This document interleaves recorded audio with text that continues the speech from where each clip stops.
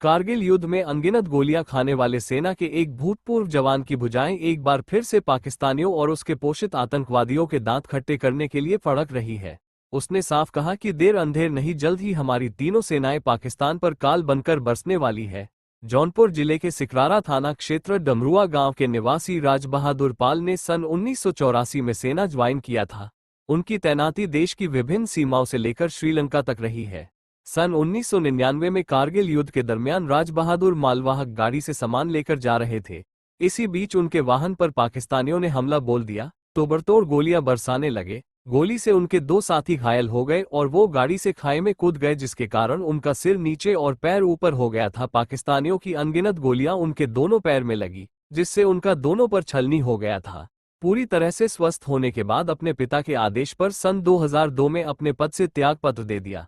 पहलगाम में हुई आतंकी हमले के बाद से उनका खून खौल उठा है। वे पुनः देश की सरहद पर जाकर पाकिस्तानियों व आतंकवादियों से युद्ध करना चाहते हैं। आप भूतपूर्व सैनिक हैं, हाँ, फिर क्यों फौज में जाना चाहते हैं, क्या कारण है? देश की जब जब ज़रूरत पड़ेगी तब तक, जब तक जिस्म में जान है, देश की रक्षा के लिए तैयार है।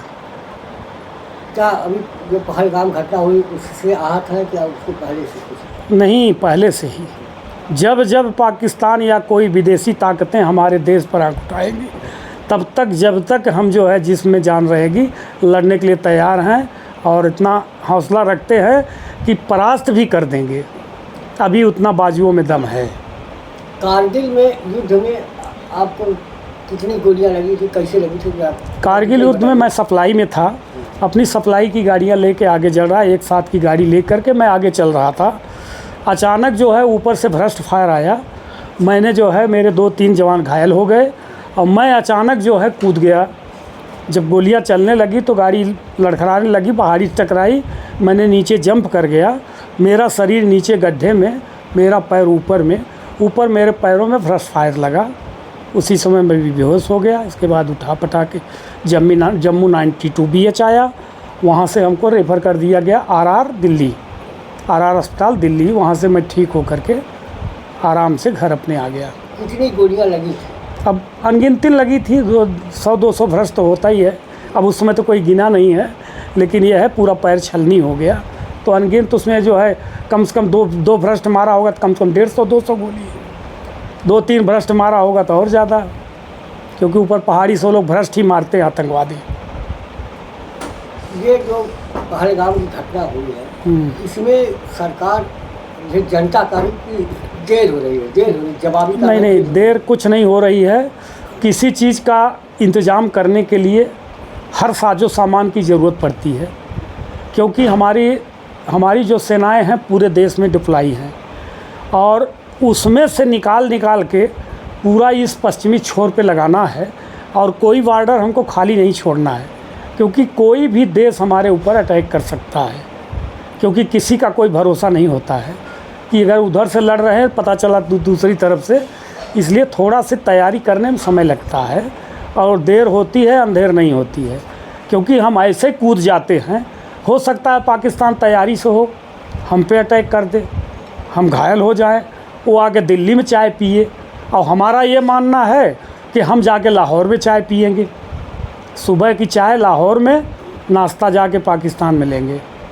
हमारा ये दृढ़ संकल्प है हमारी सेना का। सरकार किस स्तर की तैयारी की हुई आपको? सरकार पूरे स्तर से तैयारी है, अपने जो है मिसाइल से लेकर के, ज़मीनी से लेकर के, वायु सेना से लेकर के, समुद्री सेना से लेकर सारी तरफ से अपनी तैयारी में जुट गई है और पूरी तैयारी पूरी हो चुकी है।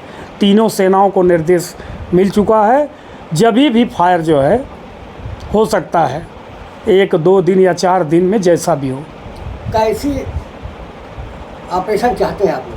हम लोग ऑपरेशन चाहते हैं कि इस बार जो है पाकिस्तान को नक्शे से हटा दें या पाकिस्तान का 2 भाग कर दें, क्योंकि जो बलूचिस्तान है वो नॉन उग्रवादी इलाका है और इसके बाद पाकिस्तान भर में पूरे उग्रवादी हैं।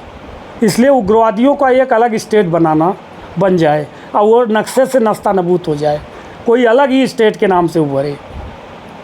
क्योंकि दुश्मन जब बार बार डंक मारता है तो उसको नस्ता नबूस करना ही ज़रूरी है, क्योंकि बिच्छी का जो डंक होता है एक बार सहा जाता है, 2 बार सहा जाता है।